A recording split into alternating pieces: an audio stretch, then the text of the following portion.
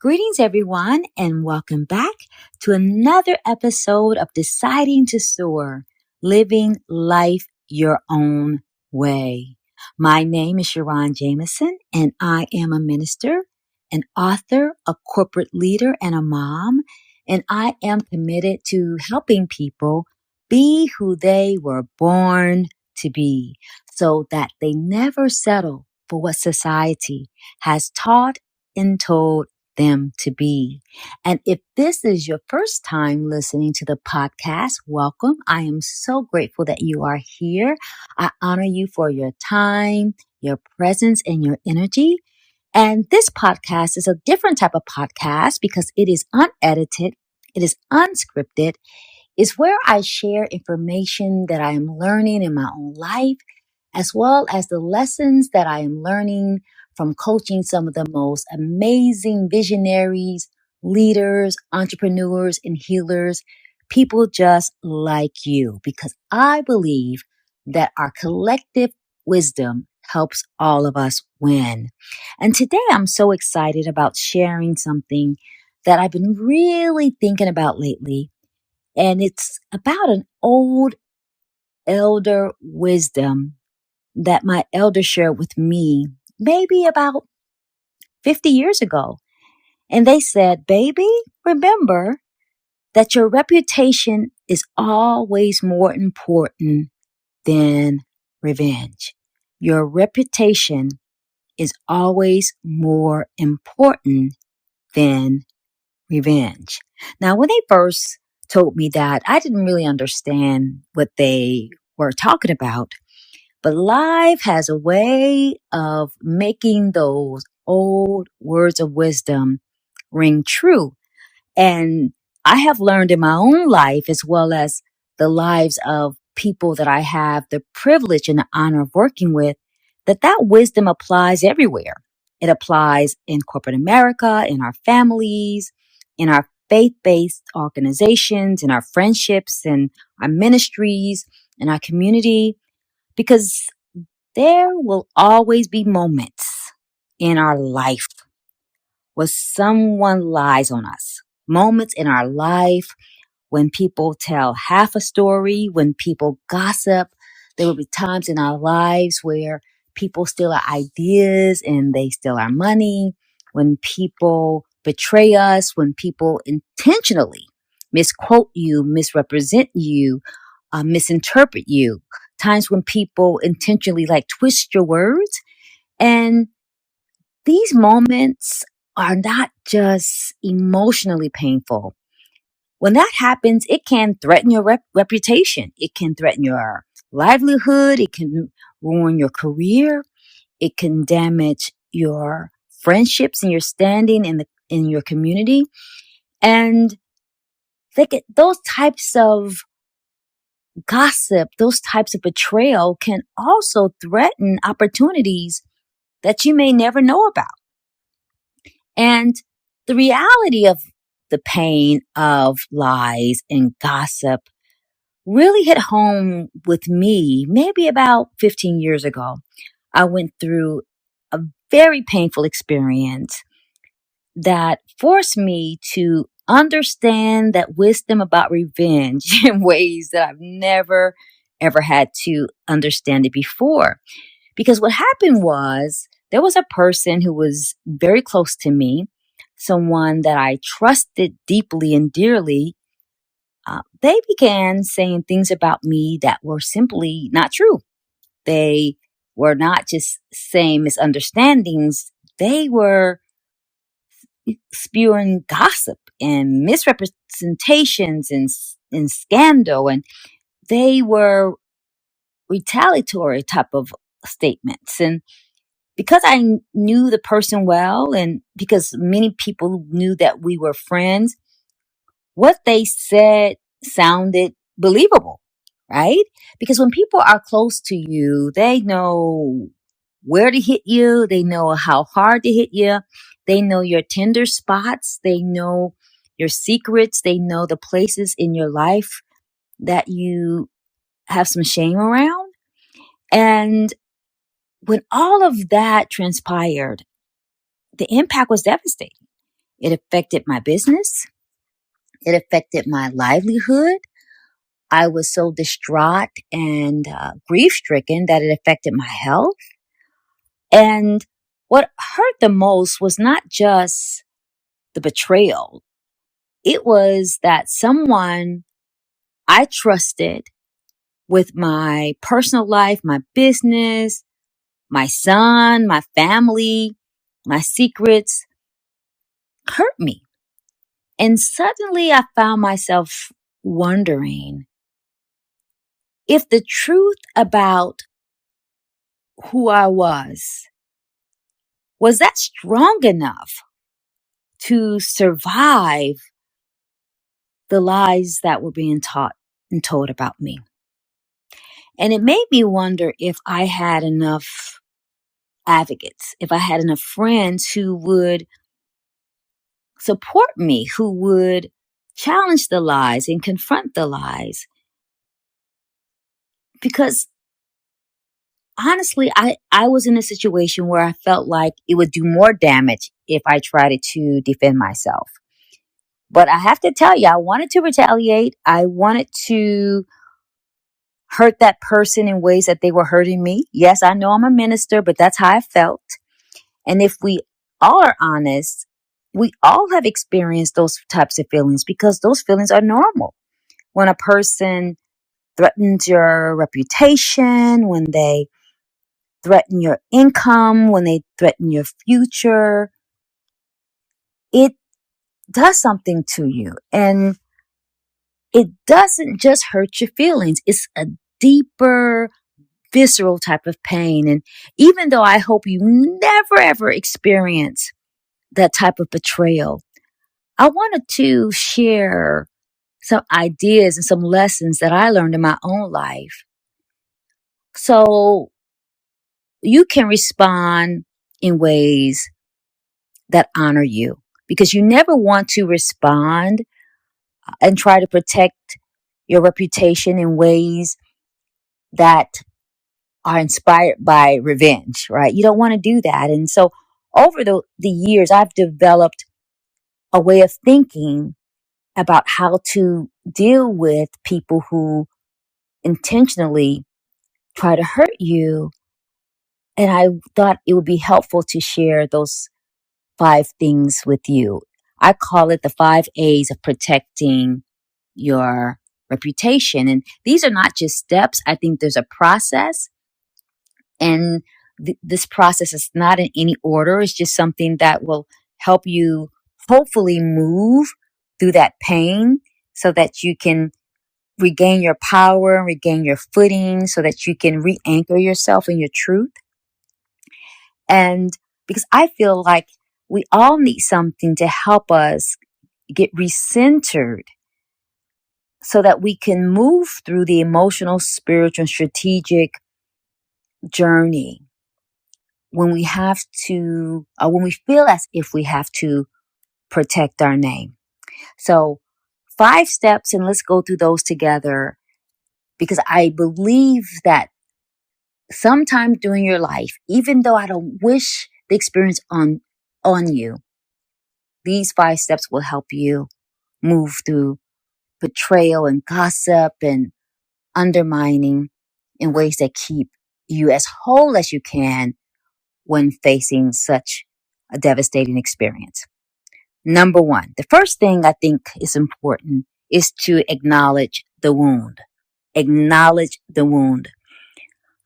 I think it's so important when we get hurt like that to acknowledge that we are hurt, to acknowledge that we are angry, to acknowledge that something unjust happened, to acknowledge that we feel slighted, because pretending that you are not affected and pretending that you are not hurt does not make you strong.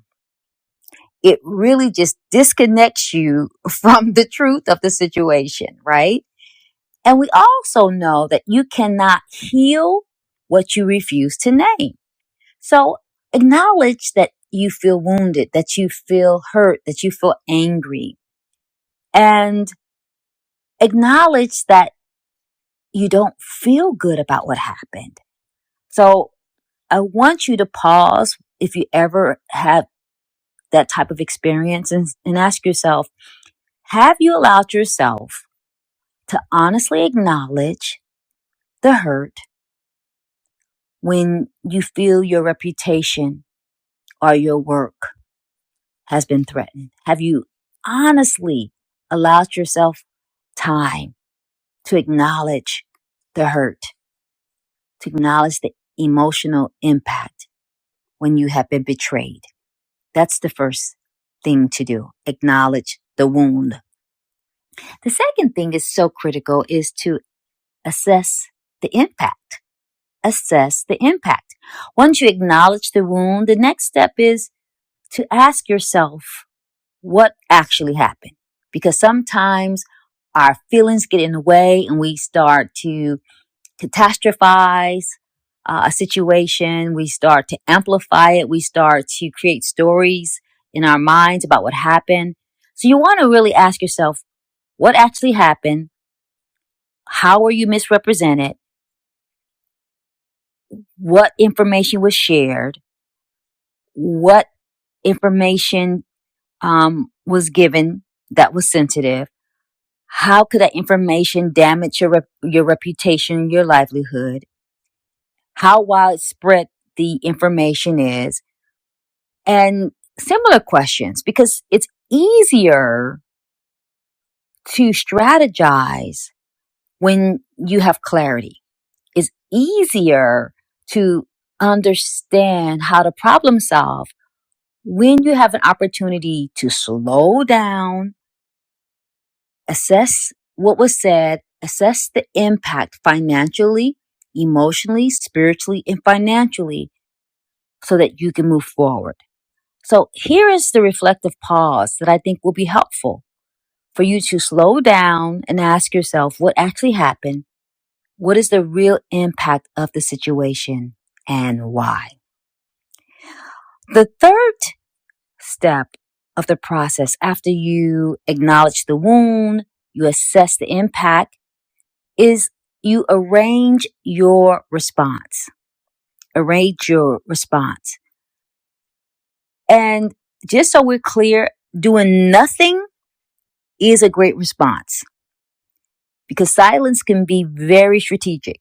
Sometimes you just got to remember and believe that you can outlive a lie, right? So sometimes it's best to be quiet. But also you have to ask yourself when you are arranging your response, are you choosing escalation or elevation? Because escalation magnifies the wrong, but elevation protects your dignity, it protects your integrity and your future. Escalation means that you're scattered. Elevation means that you are strategic. Escalation is like a short-term feel-good reaction. Elevation is a long-term, thoughtful, comprehensive response, right? So you always want to make sure when you are arranging your response, if you decide to respond, that elevation is always the goal and not escalation, right?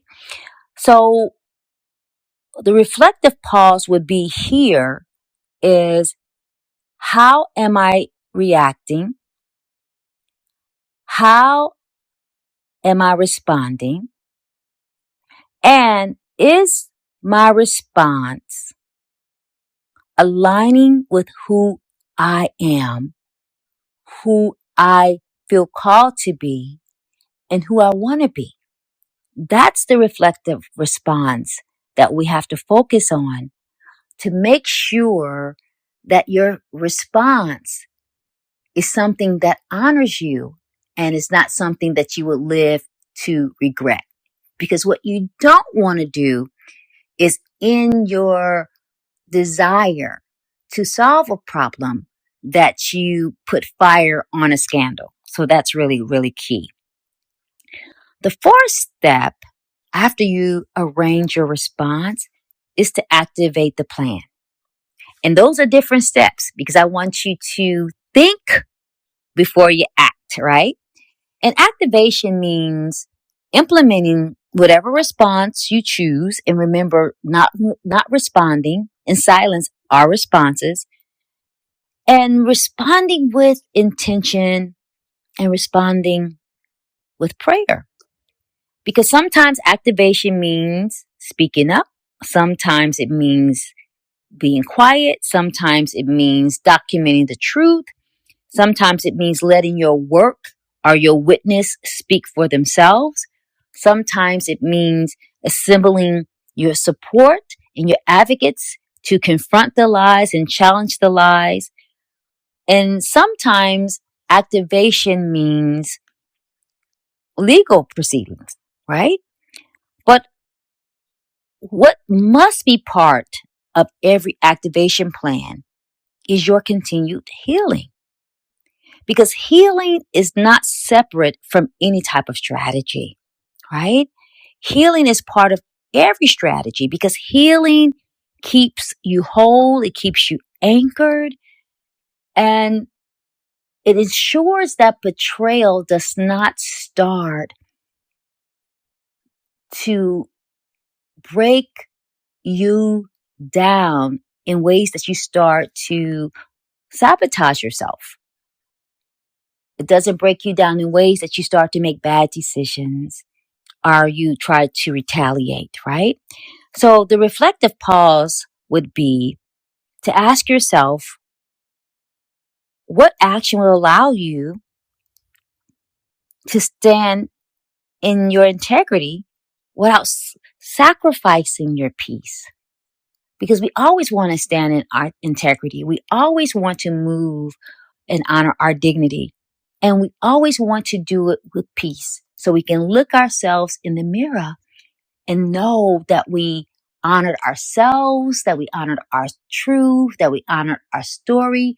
Because at the end of the day, if nobody else honors you, you have to honor yourself. And if everybody else thinks that you're a liar, it's easy to stand flat-footed, anchored and grounded in your wholeness when you know that you are being a person that honors the truth and honor the dignity of someone else, even though they are incapable of honoring your dignity. Really, really key.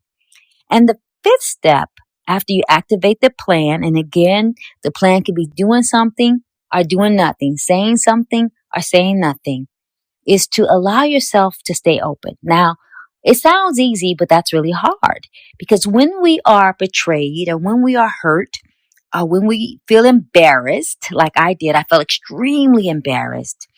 It's normal for us to armor up.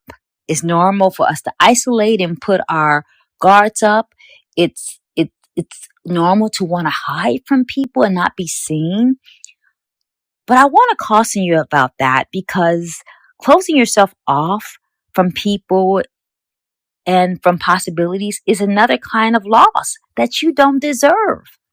So trying to stay open is so critical because staying open means that you are refusing to internalize someone else's distortion of who you are. It means that you are refusing to internalize someone else's lie. You are refusing to accept someone else's gossip about you. You are refusing to live in someone else's gutter. And that is a very empowering place to be. So try to stay open as much as you can. Try to stay anchored and keep your head up high when people are trying to malign you. Because the truth has a way of always working itself out and the truth will always come to light. So the reflective pause right here would be to ask yourself, what would it look like for you to stay open without allowing the hurtful experience, the lie, the gossip, the misrepresentation to define you or to define your future, right? What would it look like for you to stay open, even if you feel embarrassed, even if you feel attacked, without allowing the lie, the gossip, the scandal to define you and to define or limit your future? So I hope these 5 steps help. Again, I want you to really guard your reputation because you don't deserve to have everything you have worked so hard for and earned to unravel because someone is malicious and mean and wicked. So I want you to again acknowledge the wound, assess the impact. I want you to really arrange your response so it helps you stay anchored in your integrity. Activate a plan so that you can be responsive and not reactive. Allow yourself to stay open. And I want you to continue to know that healing might take a day, but it might take a year, it might take a couple of years. We never know how different situations affect us because we have to understand there are layers to different types of betrayal. And sometimes if people really know you, they can hit you where you're most tender. So remember what my elders said, that our reputation is more important than revenge because revenge is fleeting, but your reputation is built over time. And honestly, if people are really quick to believe the lie and to believe the misrepresentation and believe the gossip, it's really a sign that they didn't really know you anyway. It may be a sign that they didn't really trust you anyway, and they were not invested in the relationship. Maybe they were a secret hater, because when people believe gossip really quickly without even giving you an opportunity to speak on your own behalf, or without even assessing if what they heard is consistent with your character, maybe that's not a person you want in your life anyway. So do your best to protect your name. So don't fly off the handle. Protect your integrity. Protect your record. Protect your peace, because your reputation will always be more important than revenge. I'm not just saying it as a minister, a leader, or an author, or a speaker. I'm saying it because it happened to me. It is my testimony.